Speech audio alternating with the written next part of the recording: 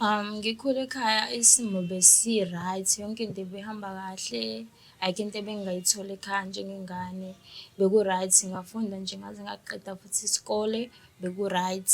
Inkinga yaqala sengiqedile-ke isikole sekumele ngiy'bonele nami, sengibona ukuthi nami hhayi sengikhulile sengingakwazi ukuy'mela.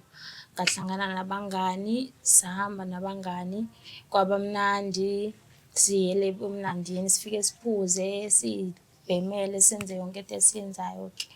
Inkinga yaqala lapho ukuthi, okay, mase siphuzile uthole ukuthi umfana alale nawo umfana, ngakusasa uyavuka awazi ukuthi ulale noba, uthi uyabuza akekho owaziyo. Ya, ngaqhubeka siphinde futhi le nto le ngigcine sengiyijwayele, igcine isingijovile kahle kahle, ngingasho kanjalo ukuthi igcine isingijovile egazini because yinto ebese ngizenzela yona mina ngisho abangani sebengekho. Ngizenzela yona. Emva kwalokho ngagcina ngilontunja ngivula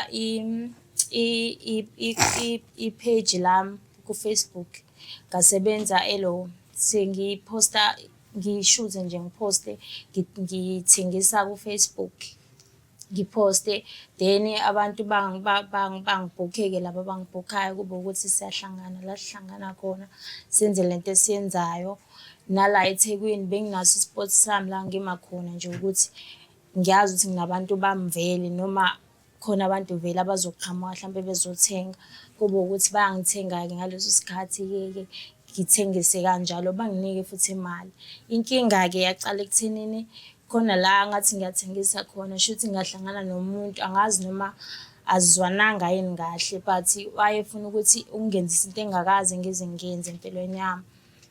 Wayefuna ukuthi senze i-anal sex, ucansi langemumva, angikaze ngalenza. Sekuke ngaqala nje ukudayisa, akekho umuntu owake wathi mhlampe uyangenzisa leyo nto noma kuthiwa bekhona mhlampe mecela nganginqaba kube ukuthi uyayeka kanjalo.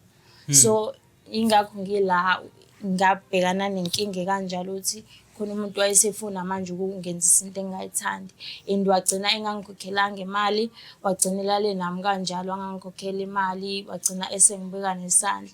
Ngangakwazi futhi ukuthi ngigcine ngiye emaphoyiseni ngoba indaba yokudayisa ihlangana namaphoyisa, kwakuyi-choice yami ukuthi ngidayise vele.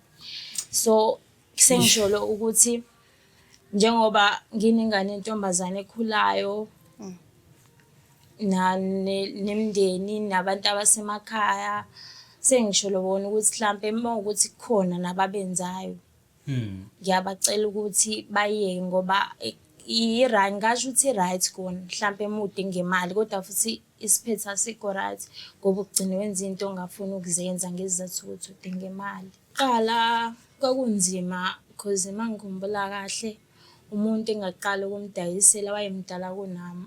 Okay, savumelana, ayikho into akangenza yona mhlampe enzima. Salala nje because vele ngase ngiwumuntu olalayo, salala nje njengabantu. Wangikhokhela futhi imali yami, abukho ubunzima engabhekana nabo, kwaba right. Ile nto eyangenza ukuthi ngiphinde ngiqhubeke futhi ngiqhubeke ngidayise ngawo umzimba because ayikho into engabhekana nayo e-wrong ngiqala. Kwaba ukuthi ukuqhubeka-ke ekuqhubekeni kwami ngase ngibhekana nenkinga. Ingakho ngila cause angisathandi. Ya, njengoba ngisho ukuthi nje shuthi sengi-addicted, ayisayekeki le nto, ngiyathanda ukuyiyeka kodwa ayisayekeki, seyiyazenzakalela. Njengoba ngisho nje ukuthi ma ngenze le nto engiyoyenza ngathola le mali, sekusuke sekuphelile kimina.